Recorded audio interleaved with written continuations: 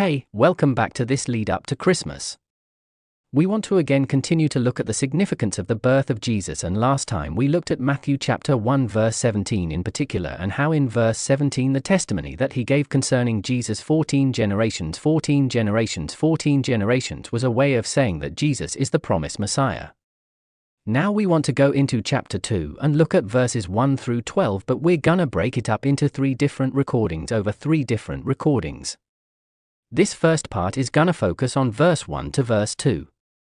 Matthew chapter 2 verse 1 and 2 says, "After Jesus was born in Bethlehem in Judea during the time of King Herod, Magi from the east came to Jerusalem and asked, 'Where is the one who is to be, who has been born King of the Jews? We saw a star when it rose and have come to worship him.'" A couple of things about this. Why would Matthew, or how should we say, how can these 2 verses be so significant?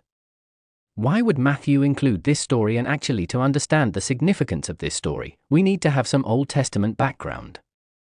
So actually the prophet Isaiah provides us that in Isaiah chapter 60 verse 3.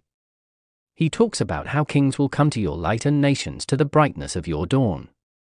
I'm just actually gonna read that for you. Yeah, it says nations will come to your light and kings to the brightness of your dawn. This whole thing of nations coming is actually they're coming because the glory of the Lord rises upon them. Verse 2 of Isaiah 60 says, "But the Lord rises upon you and his glory appears over you." Here in chapter 2 of Matthew we see nations, these people from different nations, coming to see who? Coming to see Jesus. In other words, Matthew is trying to show us through this that Jesus is the glory of God, and the New Testament continues to testify to that. Hebrews chapter 1 verse 3 says the Son, that is Jesus, is the radiance of God's glory and the exact representation of his being. So Matthew is showing us Jesus is no ordinary human. He is the Messiah, yes, but he's also the very glory of God. He's the one to whom nations will come, and these Magi, they're not just coming to see him, but in verse 2 it says they've come to see and to worship him. They've come to worship him. You don't worship a mere man.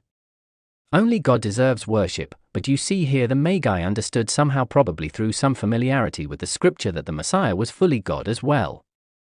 And so I would ask you today, do you also see that? Do you see Jesus merely as a story, a historical figure, some traditional figure, or do you see him as glorious?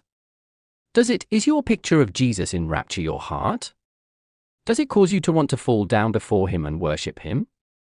These Magi understood from what they had learned thus far who the Messiah was, and so they came with the intention to worship him. And I would challenge you in the coming days to really ponder who Jesus is, to look again into the scripture, and thus by the grace of God to see his glory and be filled with worship for him. Thanks for watching. If you have liked this video, don't forget to subscribe and share to others.